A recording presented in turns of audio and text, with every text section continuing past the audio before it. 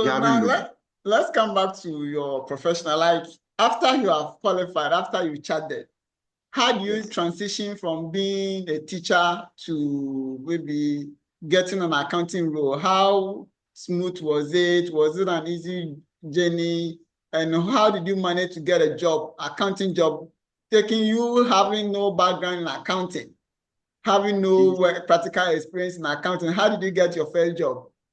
It's not been a smooth journey. We've suffered. I remember when it was left with one paper for me to qualify, I went to all the audit firms in Kumasi and I begged the audit partners that I need a place just to learn. I won't even take any salary. He said, no, all their places are full. Then one of them said, okay, there are plenty of audit firms in Accra. So you go to Accra and see. I didn't know anyone in Accra. I didn't have any place to stay in Accra. So I remember opposite Peace FM, Tesano, opposite Peace FM. There are these stores there. There is filling station, Total filling station also. And this is 2015, 2016. And beside that filling station, there were stores. So that was where I used to sleep because the audit firms, when I was coming from, I will write down the names of audit firms, which are category D and category C, that I knew had a better shot at if they will consider me. So most of them were in Tesano, Abeka. Yeah. Not knowing some of them in the people have used their houses as address. Yeah. Roma, from Tesano to North Kaneshie to all those areas to Asalam down. There isn't any audit firm to pursue on your way to, from what is it, from Ridge, that's where the Ghana Police Headquarters is. Yeah. Any audit firm there that I don't know. That I didn't go to. I begged them, submitted my CV, this. I didn't get any shot. So I approached Suglo and Abam again in Kumasi, and I told them, this is my issue. I'm teaching in the school. I'm qualified, but I don't have any experience. So they said they've heard. So one day I was there, and Mr. Abam called and he said, okay, there is this student who passed from their ICA school, and they said where he works, they need someone who is started to take on a certain role. So he wants me to go. I should send him CV. So I sent my CV to him. I was called for an interview. So because it was coming from that particular old student, the interview was just a formality. Okay. So it was an insurance company for Kesben, one of the richest people in Kumasi. He was setting up an insurance company, and he needed an accountant, some sort. So because the interview was just a formality, so they just okay. It means your first job was through networking. Yes, it was through networking. So he said, okay. So because of that, Mr. Bam and what is the term? Auntie Doris. There are people. There will be. I owe that's my foundation, everything to them. Because not for them. Yeah. So I got that job. That's so I got it a year after I had qualified. So I qualified in 2016. I got that job in 2017, June. Funny enough, my boss. So as the accountant, I was to report to the CFO. The CFO had an audit firm, and that audit firm had gone there to beg for job. Wow! And I didn't get. Yes, but he came. We worked together. And funny enough, he's an old-timer accountant, very old-timer accountant. He came in, said, okay, write this thing for me. I didn't know. I didn't know anything in accounting. What was that? Was it a payment voucher or whatever? Prepare petty cash book. I didn't know what petty cash book is about. Write a check. Sometimes I'll write checks, one checkbook, and you had to cancel all of them. All of them. Write again. Because you had to teach me from the scratch. But he didn't get, said, call yourself chartered accountant. I said, boss, this is my problem. I went to all of you to take me through this thing and give me the opportunity. So he said, okay, fine, no problem. So small, bit by bit, piece by. But what helped me was that at the place, I was his deputy, I was the account officer, I was accountant, I was account clerk. So I was doing everything. Everything. I was doing everything. I was petty cash accountant, I was account receivable, I was account payable, and I prepared everything. So financial. So for him, the only thing that he has to do is come and sit down, approve, and go. Everything I like, everything that has to go on in the office, I did it. And within 6 months, I was okay. Just that there were some accounting entries that I will pass and he will sit down and he will laugh.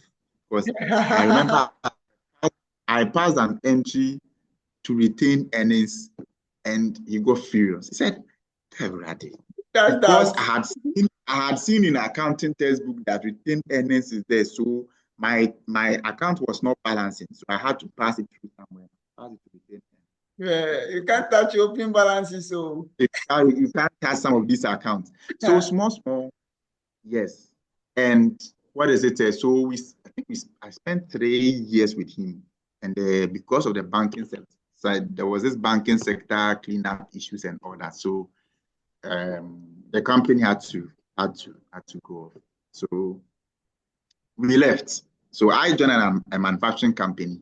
He went back to his consulting and audit work. Lo and behold, today he's my boss as we speak. So he went, yes. So what happened is he got another job as a CFO of another insurance company. And he said he needs me to come and be his Wow, so that is your good workspace. Yeah, so we went around and then he came back. So he said I should come and be his deputy so that I'll put this in place for him. But in between, I went to a manufacturing company. See, and in our professional journey, once you go to a place, for me, anyone who is coming up, I'll advocate that if you have 2 employment options, EcoBank and any of these very lesser known banks, same role, but maybe the salaries are similar or EcoBank is higher, don't choose EcoBank. Choose the lesser known banks. The reason why I'm saying this is that some organizations are structured. So when you go, you won't really make an input. But organizations that their accounts are messed up, organizations that internal control, it's not that they are functional, how they work, it has suited them, but their controls may not be what you want as an assistant, what you were taught in classrooms. That is the very best place to learn. Why? Because see, one exposure that the manufacturing company gave me was that they were transitioning from one software to another software. Okay. People had been used to the old software, so they didn't want to use the new software. And they were keen in chaff to the new software. So my very first target that I was given as a deputy finance manager, the finance wasn't charted, so they brought me in. And in our role, anytime there is a boss, a main finance head, and you are the deputy, you do all the junky work. Yeah. So yes, so I had to clean up all the mess, balances in the system. Everything. Receivables were not balanced. People were posting entries into the wrong account. You had to, and it is in these processes that you learn. In environments that things are not that structured. Then you go in, you look at the policies. Okay, where is it? What document should you attach to this? Who is supposed to attach? Who's supposed to approve? It's not being approved. The document is not being attached. Why? Oh, I had a son, you know. Okay, no problem. But do you know that it is wrong? So tomorrow, if this document comes, take it to this man, let him approve because he is higher than you. Then small, you try to build that place. But if you go to EcoBank, their policies are already there. It's been working. APSA, yeah, You just have to follow. Yes, you just have to follow. But Like this there's no initiative. Like there you is don't no initiative. initiate anything. Exactly. And one other thing that also helps in our field is to be hardworking. Okay. Any place that I've worked, I don't care whether you are the head of HR, the MD, you are not my boss. Any work that you need from me, I'll make sure that I do it for you. So you not bring in and say, oh, you are not my boss. No. So that makes you someone that so you should be reliable. Even if I cannot. Today there is social media. I remember some companies that I've gone to that auditors have come and they've said, where is this policy? Probably fixed asset policy, that policy. Those policies, they are not there. I would say, if you have two options of a company that has wedding card establishing under their controls and policies, you cannot change. And you have one that is an SME where you can go in there and make an impact. Always choose that one because that one gives you, what is it? It gives you more knowledge and more insights than someone who is in a well-structured company. It also goes for the same as the audit firms, the big four. If you have the opportunity for working with any of the big four, and you have these category D and category C audit firms, choose the lower ones. You get to appreciate how SMEs work. And those places, the controls are not there. So you get to understand how we do things in our Ghanaian setting. So once you move to any other environment, you'll be able to work there. I've gone to companies that they had 3 years financial statement that the previous account didn't prepare. Wow. Yes. 3 years, not prepare any financial statement. 3 years. For some of them, it's even 5 years. And by the time I left, we are at par.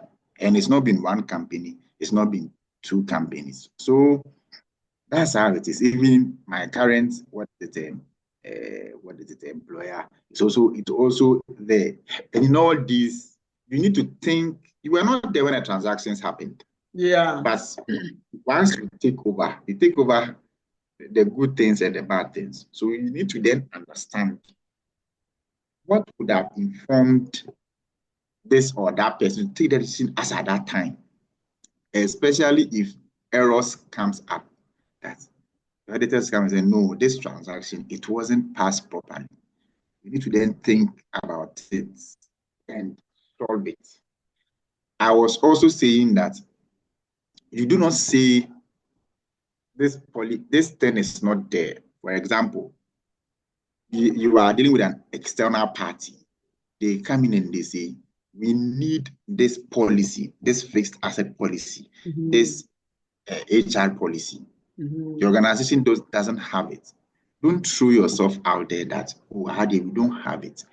It smells of immaturity because you want to make the previous accountant look bad. Why didn't he give it to you? No. Today there is ChatGPT, there is YouTube, there is Google. Just go research. Take a sample. Yes, do a search. Take a sample. Don't let the other side know that your company has weaknesses when you can solve them. There have even been instances that certain transactions happened that should have been ratified or approved by the board. In normal operations, we do things in the heat of time. So we may even forget that this should have been signed by the board chairman. This should have been this. look at the situation. Can it be done now? Then you take steps and talk to the people that you need to talk to get a thing done, and you send it to the auditors. Oh, we will send it, but we will send AMS, and you do that. But I've more and more, there are colleagues that would want to throw their organizations out there to third parties that things are not. Don't do that, especially from accountants with the career. And as I've said, in most of the career journey, we've gone to correct issues that people should have solved and they didn't. I've been in situations where revenue, how to record that your company has earned revenue. And previously, the one who was sitting in that chair, it's more or less like rent that is coming in. Okay. Rent revenue, one of the easiest revenues to record. However, if we come to where you stay and we pay a 1 year rent advance, how do you treat that in your books? Yeah. And, the one who was sitting in the books takes all the 1 year, all the advance as a revenue particular month or a particular what is a particular month. Okay, up into 1 month, but instead of spreading it for the various months. Exactly. Meanwhile, that's not what that, because you need to match your expenses, because as you are coming in and you are paid for the rent, there may have been some expenses that you need to match to the monthly revenue that's coming in. So once you pick their monthly management report, you will see that instead of the revenue to be on the same tangent, the revenue will go up, down, up, down. These are issues we came, and others, even some expenses that you pay and you need to, record some in the current year and record those that relate to the next accounting year, all of it jumped in one accounting year. So you realize when you are doing your financial analysis, that you're going to correct all these ones. So, and this gives you the exposure, but unfortunately, we've not been able to, say these things out there, because the work that we do is also very confidential. So it's not people's financial records that you come and put. Yeah. Yes. So let me ask this. Looking from your background, from transition from teacher to become an accountant, and when you started, you didn't even understand even a lot of things, even common petty cash was even a challenge to you. Writing a checkbook was even a challenge to you.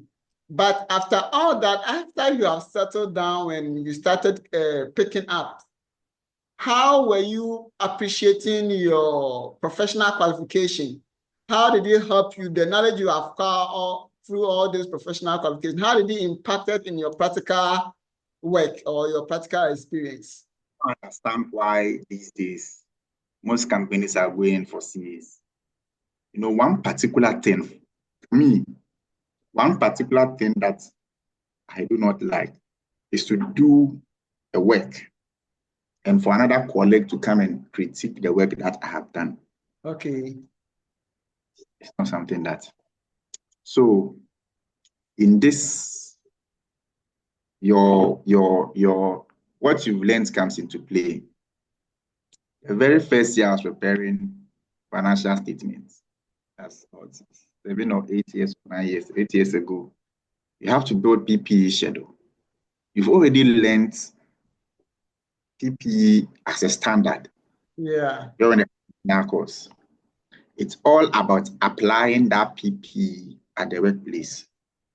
How is that schedule done? Fortunately for me, immediately I qualified, I also went to learn Excel. And Excel is one of the greatest tools that as an accountant, you can never go without. So these two, once they came together, it was powerful.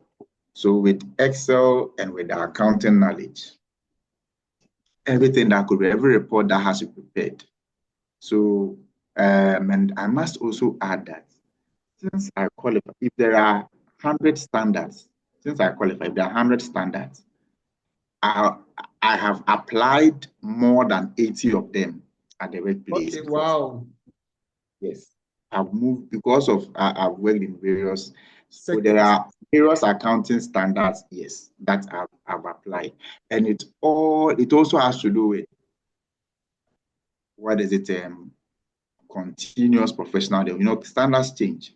When I used to be in insurance, and when I was in insurance, there was a particular standard that was there. Today, that particular IFRS. standard now it's been changed, and there's a new standard. So that Okay. means you need to learn. When some time back, there was a particular standard on financial instrument. Today, that standard is no more. No more. However, if you are not, I've realized that colleagues who are accountants, who are qualified, and colleagues who are not, once you mention these accounting standards and those to them, it's like you are reading Chinese or Latin. So the professional qualification builds you with the accounting standard and other knowledge. I've also been a cost accountant before in a manufacturing, and in all this, the knowledge that was acquired during the professional qualification, you apply them at the workplace. Some people say, "Oh, there is a wide difference." Well, it depends because of organizational, but for me, what I realize is the accounting standards that we learned in school is the same ones that you apply at the workplace. And I've also been fortunate that all the roles that I've occupied, I've had to use an accounting standard because it involves financial reporting. So I've had to prepare, and with that, the backbone or the knowledge that I needed was from professional qualification. Oh, I see. Yes. Now, so throughout your journey, what skills have you built all together to transform your professional journey and also to make you more impactful or more efficient in your professional journey? What is it? The skills. Now, one, and that one is basic. The financial reporting skills. No matter the format or how you want your financial report to be presented, I'll do that for you. Leadership skills. It's not just about also getting the knowledge and keeping it to yourself. You also need to carry people who are below you along. And in this regard, my most previous place, someone that I trained took over from me. And between then and now, I'm told that she's been successful during her probation. And this is a person who was also quite young, green like me, straight from university. She started, yes, 20. I think she was even a little bit younger than I when I went into. But within a year and a half of training her, she took over from me as with a big role. So we've also built that, and we also want to even build more. People call what is it, the solicitation for ideas on this and all that. Which other skills again? Some of the skills we even have them, but we don't even know where. And then I saw some of your LinkedIn, some Power BI, Excel, a lot of technological things. Yeah. So that one is a course that I've taken. So I have a certificate in Power BI and data analytics. I also have that. Just that I hardly use it, going into those areas. So how are you applying? Have you been applying those skills that you earn? So because the ones that I have been is Microsoft, because I work more with Microsoft Excel. The Power Query, when I need to, convert Excel document to, and the text and the content in an Excel document, what I want. Okay. I use the Power Query. Power Query. Then, the Power Query. And then there is this chart, there is this analysis that now Excel provides, the AI, that's then the ChatGPT. So, but for the Power BI, and it's something that I'm also, I'll need to refresh my my skills. So I'll also take on an additional on that, but and also SQL. Yeah, so I have Power BI. And how are you applying the data SQL in your accounting work? It's so for now, you see, in accounting, it gets to a certain point where you've seen it all. Now, the next step after reporting is analyzing the data that you have. Yeah. So, yes. So for now, but what before you also analyze, it also has to be that the organization and wherever that you are appreciates data analysis. So it's something more or less like a consulting work that I would want to do. Okay. That once your financial data is there, just at a glance, I should be able to tell you this, and that, and also design a nice dashboard for you that gives you that informs because it gets boring. You present it gets boring when you are explaining to people who are not accountants that 2022 but once you are doing that with pictorial visualization and the rest, visualization and all that, at least they get to appreciate and also ask questions. So it's one area that I would want to you rising from accountant to head finance, how has it impacted on your life? They say accountants are chisel. Is that accountant as well? We are chisel. That's the street terms. Okay. They say we normal English words say we are stingy. But in all, it really shaped, the accounting journey has really shaped my perception of life and my perception of business and investments, and even my own personal, how I arrange my personal life and my personal expenses. See, people just think that accountants just pay money. But aside that, there are hardcore decisions that each day accountant takes. I've worked in companies that are very cash strapped, such that immediately someone buys this remote, we have to go and pay. The one we bought this remote from is standing at the front, sitting at our front desk, waiting to collect cash.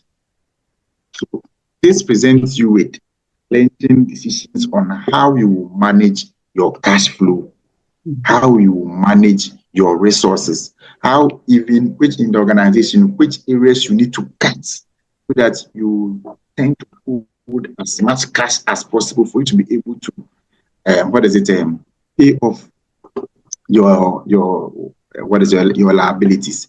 So in all, it is with this understanding that we've also brought into our personal life that what if I'm buying this? Why should I buy this? If I'm buying a phone, why should I buy a phone? Should I buy? Because every accountant knows what the revenue is. Revenue means, an asset. An asset is supposed to do only two things for you. It's supposed to either decrease your cost or it's supposed to increase revenue that you are getting. So if I am buying a phone, which of my current costs do I have that the phone is going to reduce? Okay, if I have to call someone and tell someone something, if I have to tell someone something, the person is, all the way in Kumasi. That means I have to take a car to Kumasi and go and tell the person. But if I have a phone, I don't need to do it. I just call the person and I'm done. Okay. So I'm saving the cost of traveling from here to Kumasi. Then, okay, let me buy the phone. Then I buy. If in buying the phone, if I need to buy a phone that has internet, if it has internet, okay, I can use it as a hotspot. If I don't use it as a hotspot or I don't buy a phone that has a hotspot, what is the alternative? I go to a cafe. I will incur this cost, TNT and all that. And if, okay, so let me buy the phone. So we see all this shapes you in your thinking, such that you do not spend money on things that you don't need. Yeah, on irrelevant items. The irrelevant items. If you would want to, and you see, it's the same. People normally say, "Oh, we have these entrepreneurs, the despite and all that." But behind these rich men in Ghana, I tell you, there are financial consultants who are behind them, advising them on the best use of their money. But because the financial consultants don't come out there to to also sell their services or sell their, be thinking that, oh, despite it, but there are big financial behind them, and that's one area that possibly we would also want to go into. As consultancy, we've every day where we work, we advise our company on the best way of narrating a certain transaction in your books. We advise the owners, yes, the owners of a business on the best areas of investing their funds if they do not want to incur a higher tax liability than what they can afford.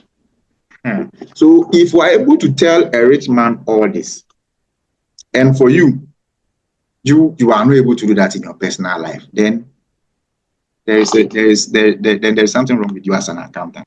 So being an accountant helps you and it shapes your life. So that's why people normally say we are stingy.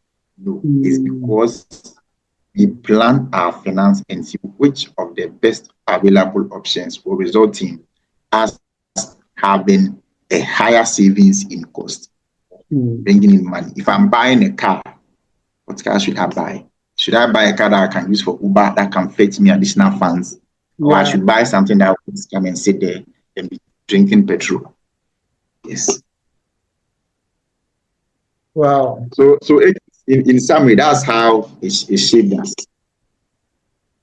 Nice hearing from you. So what final advice would you give to students who are now aspiring to become an accountant today, or who are also learning, studying for ICA? And what one career strategy you wish maybe you know when you started, and how can they position themselves to rise in this Ghana financial industry? Yes, so my advice to anyone who wants to take up this course is that don't despair. These days, things are far better. Things are far better than what we went through. And yet we didn't despair. We've sailed through. We have a lot of, study centers around. And even these days, you can even have an online class. This was a luxury some years back. So with all these available, and of course with Knowsia also bringing in such a powerful tool for you to access past questions and also query questions that suit the topic that you are studying. It's something I would have called for some years back, but you are getting it for the cheap. Just make use of it. And also regularly have people around who you call or take on as your role models, who will advise you in terms of your career path. We are available. If you reach out to us, we will also share with you the knowledge that you've acquired over the years, and you build yourself up. For career guidance, these days I understand it's very difficult to land a finance job, but finance job is also one of the most common jobs around. Almost every week, every day, job websites are posting finance related jobs because every company needs an accountant. Yeah. If you are having a headache on which course to study at the university, I'll advise you to choose accounting because every other firm, every other field, every other company in any sector, you need an accountant. Once you get into any of these fields, I would also advise you that as much as you can, learn what your operations guys do. Don't be an accountant that you only learn what you do as an accountant. If you are working in a hospital, you must understand the hospital. We must have times two knowledge in what the hospital does than your colleagues who are purely in operations. So whatever that man does has an effect on you and the work that you do. So take your, wherever that you are, make sure you understand the industry and you understand the organization that you work. And just be hardworking.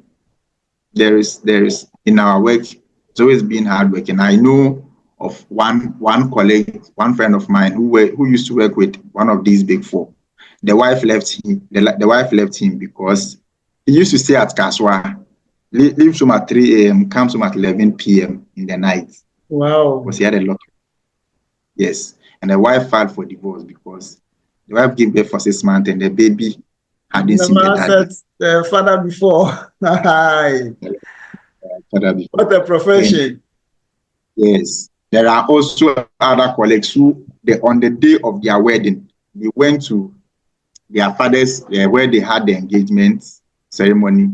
Just 2 hours when they were done, they changed into their work attire and went to their client's workplace. So the work that we do, wherever that you are, whether you are in, external consultancy or you are in industry, you have to be hardworking and you need to be someone who, has a passion for the profession. And you are welcome. Thank you. You are welcome to the accounting profession, all of you. So now let me ask you one more thing.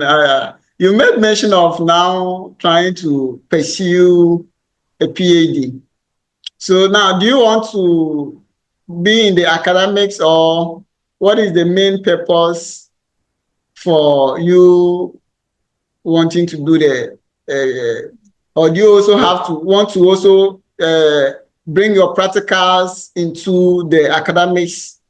And how do you want to help maybe humanity or your country or your community with that kind of initiative?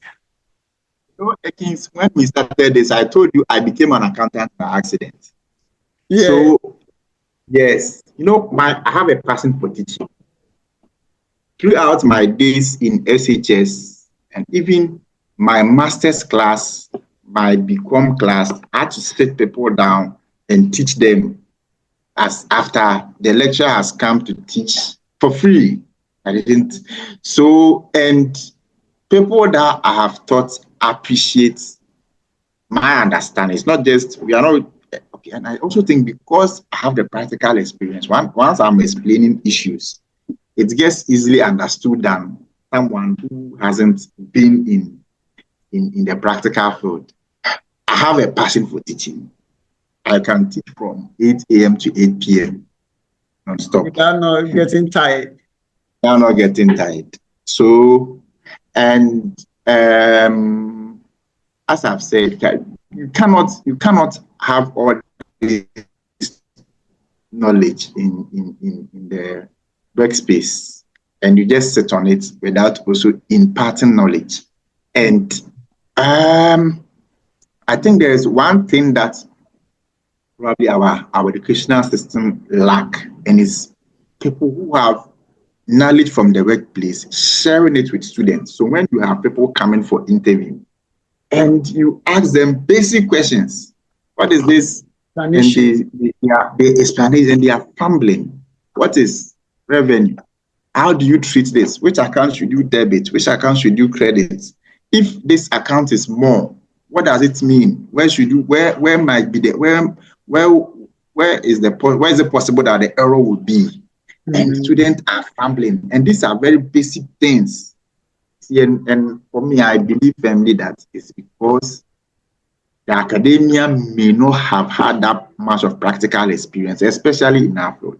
I've asked people around, and they've told me that it's because we don't really have people with PhD in finance having practical work experience on the field coming in to teach.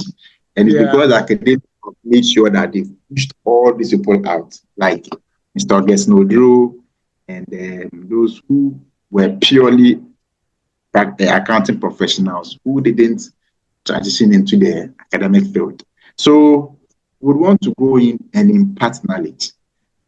But for it to be full-time, that's, I am ready to take a decision. But I know that, yes. You will definitely be teaching. Yes, full-time. You will be teaching on Knowsia. Very soon you will start teaching on Knowsia. No, boss, that one, we know by the grace of God, it's already done. Is the what is it, the universities out there. And of course, you bring all this knowledge in there that you are not just learning things by the book, but you are also learning what we have learned from the work we are imparting to you. So for the full time, once we are done with the PhD, then now we are in the process of getting the forms and filling out the forms and all that. So once we are done, I will take a decision. I'm going into it full time. Wow. Yes. This is a nice conversation. Yes, it's nice having this wonderful chat with you. Yes, yes.